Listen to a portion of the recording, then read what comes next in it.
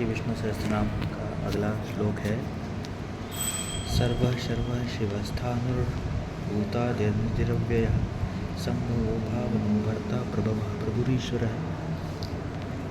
छोटे छोटे नाम हैं, इनके संक्षिप्त में अर्थ सुनते चलेंगे।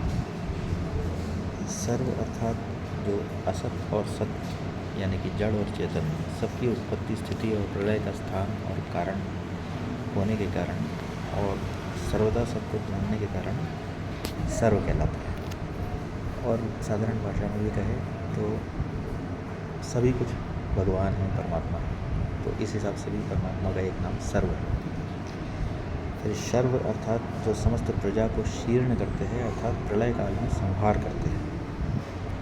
शिव अर्थात कल्याणकारी, और शिव का अर्थ शुद्ध या पवित्र भी होता है, क्योंकि भगवान विष्णु तीनों गुणों से रहित होने के कारण शुद्ध है, इसीलिए शिव भी कहलाते हैं।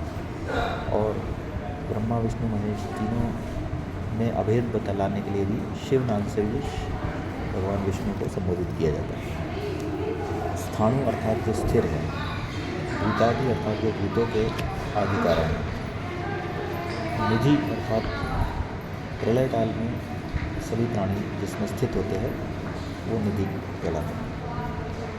अव्यय अर्थात जिसका व्यय नहीं होता यानी जो अविनाशी निधि है। संभव अर्थात जो अपनी इच्छा से वही प्रकार उत्पन्न होते हैं, जैसा कि भगवद गीता में कहा गया है कि यदा यदा हि धर्मस्य ग्लानिर्भवति भारत अभ्युत्थानमधर्मस्य तदात्मानं सृजाम्यहम्। अर्थात मैं दुष्टों का नाश करने के लिए और साधुओं की रक्षा करने के लिए इसी प्रकार अपनी इच्छा से उत्पन्न होता हूँ, और मैं धर्म की स्थापना करने के लिए युगों युगों में उत्पन्न होता हूँ। इस तरह की भाषा है, तो इसलिए उन्हें संभव कहा जाता है क्योंकि वो अपनी इच्छा से उत्पन्न होते हैं। फिर भावन अर्थात समस्त भोक्ताओं के फलों को उत्पन्न करते हैं, इसलिए भावन कहलाते हैं।